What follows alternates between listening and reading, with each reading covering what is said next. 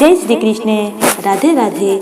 कैसे हैं आप? उम्मीद है कि ईश्वर की कृपा से आप कुशल मंगल हैं। तो चलिए चलते हैं आज के आनंद की ओर। कंस पूर्व जन्म में कौन था? परशुराम ने कंस को क्यों दिया था शिव धनुष? प्राचीन समय की बात है। समुद्र मंथन के समय कालनेमी नाम के एक असुर का भगवान विष्णु के साथ भयंकर युद्ध हुआ। उस युद्ध में असुर कालनेमी मारा गया, पर उसके गुरु शुक्राचार्य ने मृत संजीवनी द्वारा उसे पुनः जीवित कर दिया। उसके बाद वह असुर ब्रह्मा जी की तपस्या करने चला गया। ब्रह्मा जी को प्रसन्न कर उसने उनसे वरदान मांगा कि किसी भी देवता के हाथों उसकी पराजय अथवा मृत्यु न हो। ब्रह्मा जी ने उस समय कालनेमी से कहा कि यह वरदान तुमको इस जन्म में तो मैं नहीं दे सकता, परंतु अगले जन्म में तुम्हें यह वरदान के साथ ही जन्म मिलेगा। उस समय तुमको कोई भी देवता मार सकने में समर्थ नहीं होगा। उसके बाद वह असुर मथुरा के राजा उग्रसेन की पत्नी के गर्भ से पैदा हुआ। वास्तव में कंस उग्रसेन की पत्नी पद्मावती और असुर दुर्मिल का पुत्र था। असुर दुर्मिल ने माया से उग्रसेन का रूप बना लिया था। कंस बाल्यकाल से ही बहुत बलवान था। वह मल्ल युद्ध में निष्णात था। एक बार उसने कुवलयापिड़ नाम के हाथी, जिसमें 10,000 हाथी जितना बल था, उसे उठाकर पृथ्वी पर पटक दिया था।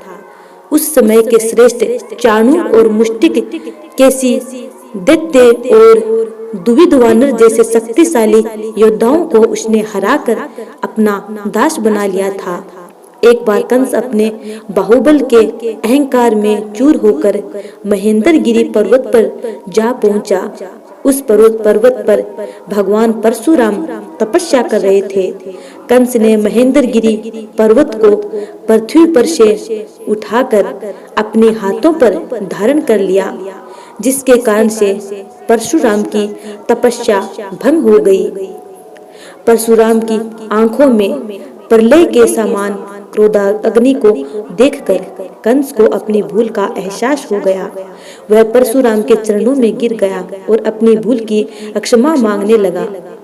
तब परशुराम ने क्षमा करते हुए उसे एक धनुष दिया। वह धनुष कोई सामान्य धनुष नहीं था, जिसका भार 3 लाख मन के बराबर था। परशुराम ने कंस से कहा कि अगर तू इस धनुष पर प्रत्यंचा चढ़ाने में सफल हुआ तो मैं तुझको जीवित छोड़ दूंगा।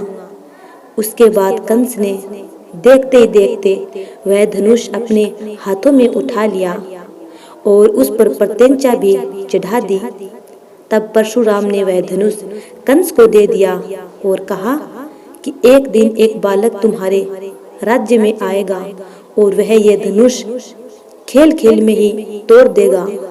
उस दिन तुम यह समझना कि वह बालक कोई और नहीं, तुम्हारा काल है, और उसी बालक के द्वारा तुम्हारी मृत्यु होगी। उसके बाद कंस वह धनुष अपने साथ मथुरा ले गया। उसने वह धनुष मथुरा के रंगेश्वर महादेव में रखवा दिया था। जब श्री कृष्ण और बलराम अक्रूर के साथ मथुरा आए तो उस समय उस मंदिर में यज्ञ हो रहा था और शिव धनुष की पूजा होने वाली थी। भगवान श्री कृष्ण ने उस समय उस धनुष को छूना चाहा। उस मंदिर के पुजारी के इनकार करने पर भी उन्होंने जैसे ही शिव धनुष को स्पर्श किया, वह धनुष मध्य में से टूट गया और धनुष के टूटने से मथुरा की प्रजा में उत्साह छा गया। अब सबको विश्वास हो गया कि मथुरा में कंस का काल आ चुका है। उम्मीद है कि आपको ये वीडियो अच्छी लगी है। यदि अच्छी लगी है तो लाइक कमेंट जरूर करना। आने वाली वीडियो का इंतजार करना। तब तक के लिए जय श्री कृष्ण। राधे राधे।